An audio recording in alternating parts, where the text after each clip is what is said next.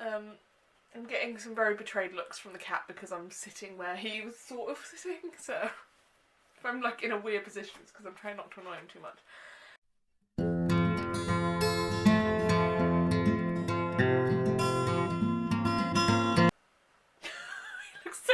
he looks so betrayed. Hi everybody, it's Jade, and because we have entered Pride Month, I thought I would give you my top 10 books to read that include LGBT or queer representation. I was going through my shelves and I pulled off like all of the books that I love that have representation in them, and I was like, okay, and then I'll narrow these down to top 10, and I kind of managed to do that, and then I still have a stack of like, how many books? I've another stack of 10 books that I was like, but I want to talk about these too, so we're going to do a top 10, but before that we're going to do a quick like honourable mentions stack.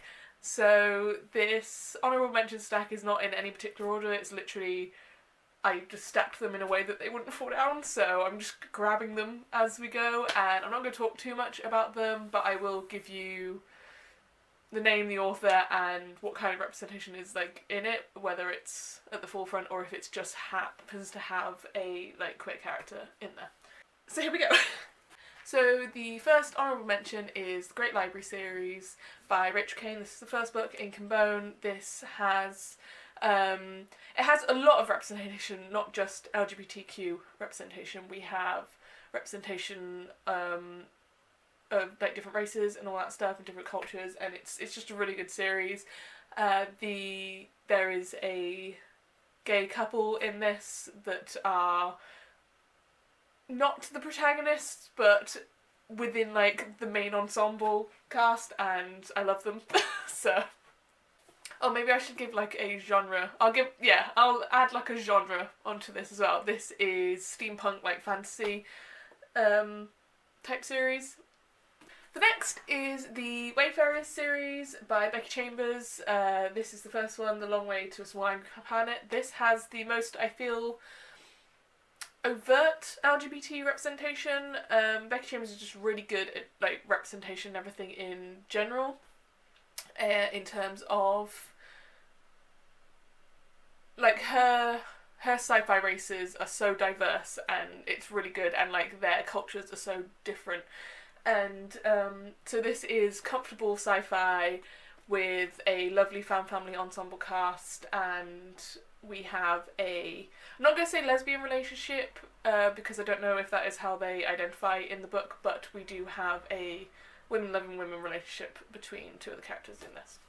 Next, third honourable mention is the Once and Future Witches by Alex E. Harrow. This has really good like lesbian representation, especially during the time period that it's set in, and so this is historic fantasy, I guess, like magical realism type stuff, and yeah, it's a very loud train whistle. After that, this is only like, this could very easily be in the top 10 because of just, I was going to say, of how like overt the representation is, like the entire story is based on, yep, here it goes. Yeah, sorry, bye. However, the only reason this isn't in my top 10 personally is because I just like the other books more. This is Never Anyone But You by Robert Thompson. This is I'm going to say it's like a fictionalization of a memoir because it is based on a true story, but I'm not sure how true every single aspect of it is. And it focuses on two women during the Second World War who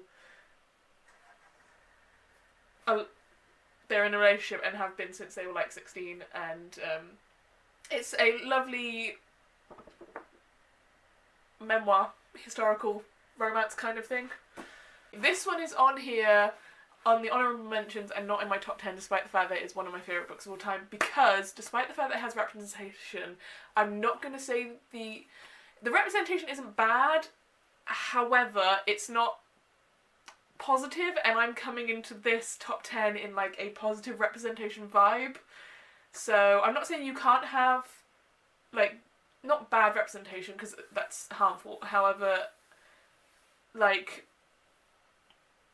when it comes to representation where you have, like, the bury your gays trope and all that stuff, that's not the vibe I'm going for here. So the fact that this is, like, a heart-wrenching story means it hasn't quite made it into the top 10, because I'm going for, like, feel-good kind of stories here. So, this one you can probably guess from that is A Little Life by Hana Yanagihara. We have, like, gay, bisexual, and, like, I'm not entirely sure if Jude ever comes out as specifically anything particularly, so, but we have, like, a very good range of representation in this friend group here. However, like I said, like, what happens to these characters is not nice. So, if you want to feel good Pride Month, don't read this. However, if you want to have your heart torn out and, like, smashed into pieces with a little bit of representation thrown in, go for it. I'm running on, like, 2 hours sleep, can you tell? Anyway, the next one is also on the honourable mentions and not the top 10 for a similar reason, and that is Sugarbane by Douglas Stewart. This is another, in the realms of A Little Life, kind of, that's the vibe and emotion we're going for. This is a heartbreaking, not a very happy story, and I'm gonna, like, there are very, you know, period-typical slurs and homophobic language and all that stuff in this. This is set in the 1980s in Glasgow, and yeah, that is, like, I keep saying the word vibe in this, I'm like, I don't know what's wrong with me. But it's still a very good book, it's just quite heartbreaking, and yeah. The next one in the honourable mentions was in the top 10 up until, like, the last, like, I was going through all of the books and this was one of the last ones to be taken out of the top 10, so it probably would be like a number 11 or something, and that was They Both Die at the End by Adam Silvera. This is a, I don't know, it's not dystopian, it's a young adult futuristic romance, I guess, and as you can probably tell from the title, these characters don't make it out alive, so that was like the final thing of, okay, if we're going with lighthearted, nice, warm type stuff, this doesn't quite meet that, but it's still a very good book, and I still want to read Adam Silvera's other stuff, which I believe, from the ones that I've seen, I think they all have LGBT protagonists in them, so just as an author, maybe check out Adam Silvera. After that, we have Aristotle and Dante Discover the Secrets of the Universe by Benjamin Eliassanes. I've said this person's name wrong every single time, and I apologise. This is a young adult romance, and it's lovely. The writing style just is a little bit tedious sometimes. However, these guys are cute. We then have A People's History of Heaven by Mathangi Subramanian. This has both gay representation and trans representation in it. The only reason it's not in the top 10 is that it's not a focal point of the story. It is the focal point of certain characters' stories, because this is split between 5 girls and their experiences as a friend group growing up in a Bangladeshi slum. But it's not like, this isn't a LGBT story, so that's why it's not quite there, if you know what I mean. But this is beautiful, lovely. I really want to read this again. I read it last year, and yes, it's very heartwarming. And the last one is another Hana Yanagihara book, and that is To Paradise. And this one, 2 of the 3 stories in it. Actually, no, the third one also has a lot of representation in it. So, but the two of the 3 stories focus on gay relationships, and the third one, the relationship is sort of like not a secondary characteristic, it's just like the second part of the story. But there's also a lot of Pacific Island representation and talk about that kind of aspect of it as well. It's, once again, not quite made it to the top 10 because it's a very melancholic book that left me not as broken as A Little Life, but also not like super happy by the end of it, and also it's just a brick, so it's like if you want something nice and light to read during Pride, not this one, maybe. Okay, so that is the honourable mentions out of the way. We're going to go a little bit more in depth with my top 10, and these are ranked kind of, like, I always feel like my rankings, like, even if it's number 10, doesn't mean I don't love this book. So, I really need to bring, like, if I'm going to keep doing videos in my bedroom, I need to bring, like, a little table in here or something to put the books on so I'm not, like, having to lean down to pick them up every time. Not even, like, I'm cutting that bit out, but it's tiring. Anyway, on to my top 10 books that I think, if you want a nice, happy, or just good representation book for this Pride Month, here we go. This is number 10, and I've just said happy, and this is a very angry book, but I was very happy reading it. That is Iron Widow by Ziran Zhao. 1, this is written by a non-binary author, and 2, this is one of the first books that I've read that has proper polyamorous representation in it. And yes, I mean, as I was reading it, I was like, are we going this way? Please say we're going this way. And then it happened, and I was like, oh, yes. So we have bisexual representation, we have polyamorous representation, we have an amazing storyline where it's basically Pacific Rim set in Imperial China, where you have these massive, like, bug-like aliens, and humanity has, instead of building robots to fight them, has, like, repurposed the alien carcasses so that you can pilot them, and it's it's so good. Yes. Number 9 on my top 10 is The Seven Husbands of Evelyn Hugo by Taylor Jenkins Reid. Bisexual representation, lesbian representation, set in the golden age of Hollywood in 1950s, and there's also gay representation in this as well, and just really realistic people who I both love and hate at the same time. And I mean, there are certain characters that I just loved the entire time, and I was like, they are my children, and I love them. And just the way Taylor Jenkins Reid writes, I blitzed through this, I think in like 2 days, and probably only took me that long because I was ill at the time that I was reading this. So I kept taking naps in between. However, highly, highly recommend.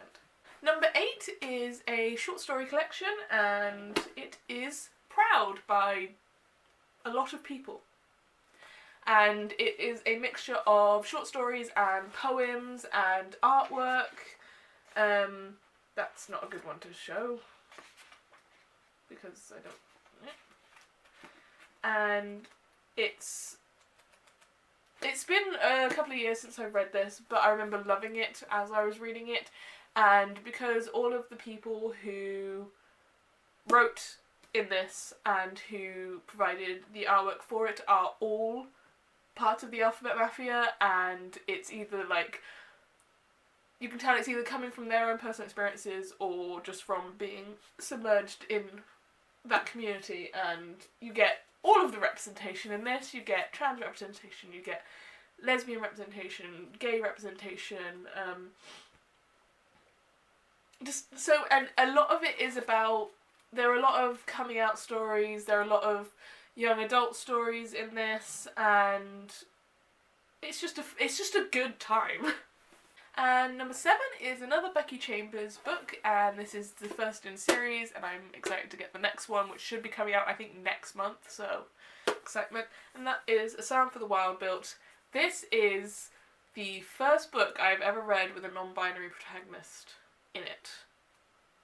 And that makes me sad, but also really happy because this book is so lovely, and I can't describe the happiness that this book, like, exuded, and how content I felt reading it, because, as I think I've said every single time I have talked about Becky Chambers, her books are a warm cup of tea or a warm bath, just in book form. This is a sci-fi book, and I mean, it technically includes 2 non-binary protagonists, because you have the main character Dex, who is a tea monk, and they are non-binary, they don't have a gender, and we have the robot Moscap, who also doesn't identify with the gender, and you have there's discussions about pronouns, and just like everyone is so accepting in this future society, because why wouldn't they be? That's one of my main things about writing sci-fi or fantasy, is if you are creating a new world, why bring into it the prejudices of our current society? Like, if you're going to create a place where, you know, it's another planet and robots and AI are a thing, and we have fully sustainable and, like, renewable energy and all that stuff, why be like, oh yes, and also homophobia is still a thing, and, like, people can't, like, and non-binary people aren't accepted and stuff like that? Like, why do that? So, yes.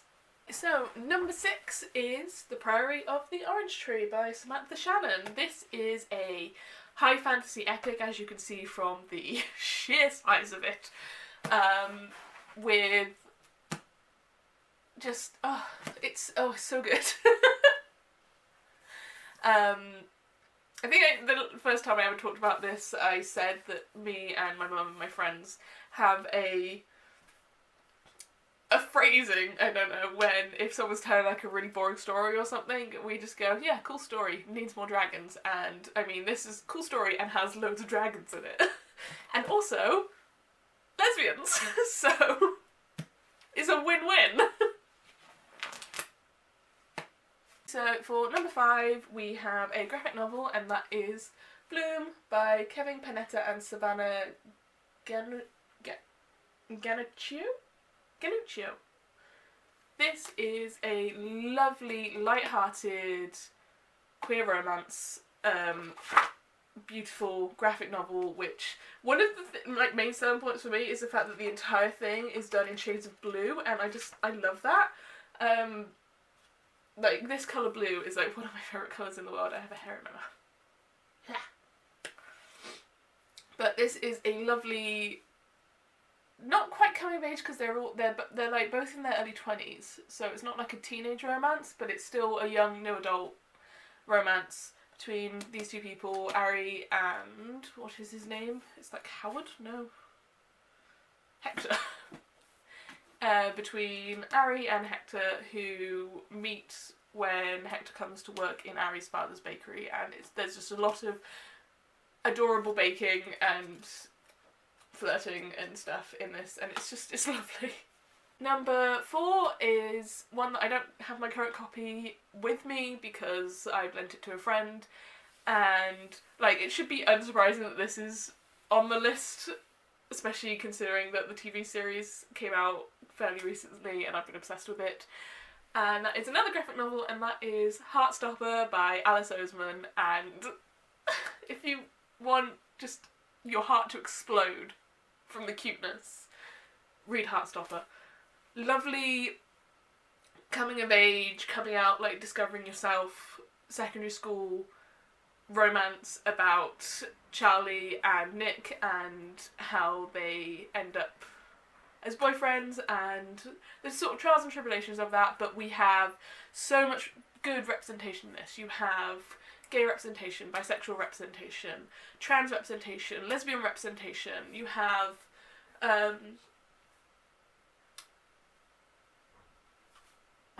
sorry. You have talks about mental illness, and also there is so much like body representation and also characters of colour and all that stuff, and it's just this like lovely little found family that they have as this friendship, the Paris crew. It's just it's so good.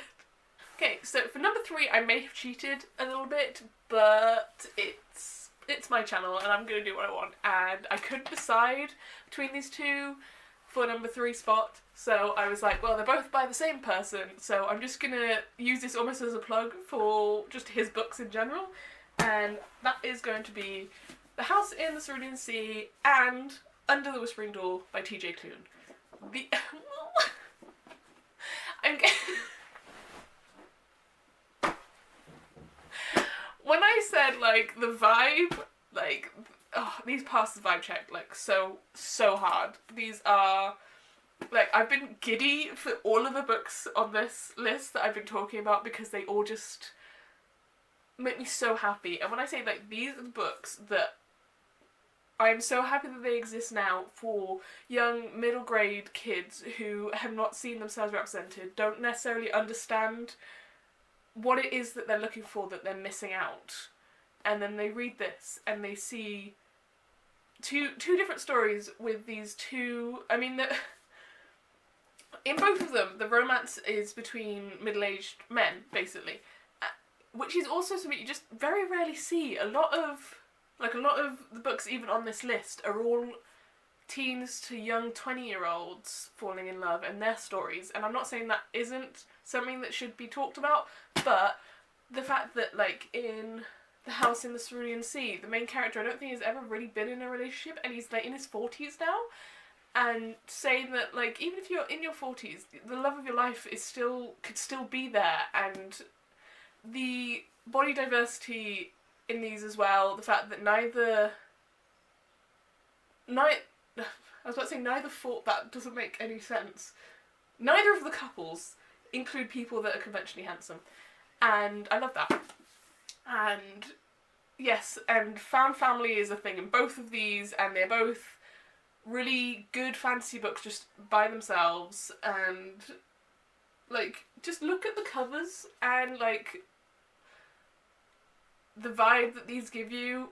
Like, this one is a very summery, lovely book about found family and, like, these two gay dads basically adopting all of these kids, and you can tell that from there. This one broke my heart and made me sob, but in the best way, and it has such a healthy conversation about grief and death, and it's so good.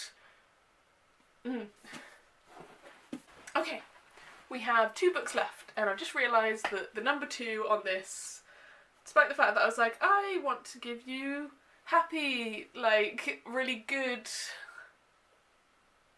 uplifting stories with representation in it, and I'm just looked at the one I put as number 2, and I was like, oh yeah, this one that I was, like, heartbroken and crying over because of just, I've said this, my connection to the story of Achilles and Patroclus, like, I will watch, read anything to do with these two because I love them. And any, like, relationship in a book that has that kind of dynamic, like, almost like the doomed lovers kind of dynamic, I'm a sucker for. So, despite the fact that this is not a happy book, I'm still going to recommend it. And we all know what I'm talking about, and that is The Song of Achilles by Madeline Miller, because Madeline Miller is an amazing writer, and this story is one of my favourite interpretations of the myth of Achilles and Patroclus, or the story of Achilles and Patroclus. And just the fact that you get to follow their story from when they first meet as young children, and them growing up together, and their love for each other, and their devotion to each other, and, like, and then the thing is, if you know the story, you know how it ends anyway, so it's not really a spoiler, and it's also not really, I don't think it could be considered a bury a gaze trope, because this story has existed before that trope became a thing, and it's just, like, it's a doomed heroes trope, which is a big thing in Greek mythology, so it has nothing to do with the fact that these two are in love with each other, and everything to do with the fact that the Greeks just can't let people be happy. Was that offensive? I'm not sure. I didn't mean it about, I just meant, like, in Greek mythology, everyone has a terrible time of it. And number one, and is anybody who has spent any amount of time on my channel surprised that the number one, because it's the number one in basically every list I've ever made, is The Starless Sea by Erin Morganson. I've got the giggles and I need to stop.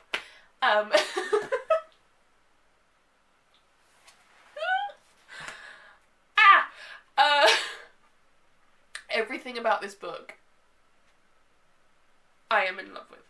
I am in love with the poetic writing. I am in love with the fantasy realism setting. I am in love with Max as a character. She is not even a main character, but I'm in love with her. And just Zachary and Dorian's just whole thing is just like... I had the stupidest smile on my face, I think, the entire time I was reading this. And my mother can attest to this, because I read this whilst I still lived at home. And the number of times I was reading this book, and like I'd be in the living room and so would she, and I'd just have to stop and just look at her and go, it's so good! This is so good! That I will talk about this book forever. And I am sorry if that gets old. It probably already has, because like I said, I've talked about this in so many videos. But that isn't going to stop me, because as I said earlier, this is my channel and I'm going to do what I want, and that is talking about The Starless Sea. Okay, that felt like weirdly, not rushed, but I was very happy the entire time I was filming this, and just, yeah. So that is, 20! just realised. That is... No, it's not. It's 21 because I cheated and I did 2 at once. 21 books over a variety of genres, mostly fantasy, actually, now that I've thought about it. But still, with what I consider good representation. Either happy representation or not so happy representation. Like, however...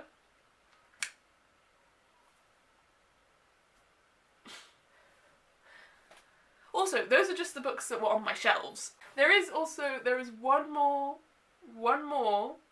book that I want to talk about for this Pride Month, but I'm going to dedicate an entire video to it because I'm super excited and very happy about it, and that's all I'm going to say.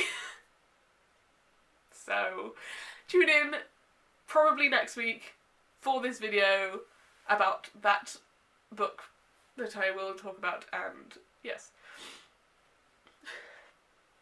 If you enjoyed this video, please consider giving it a like and maybe subscribe if you want to see more that I have done.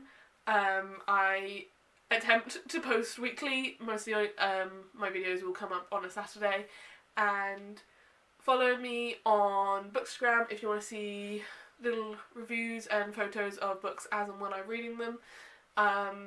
You can be my friend on Goodreads if you want to see what I'm reading at the time and like tell me about what you're reading. Be kind to yourself and be kind to others, and I will see you in the next video. Bye bye.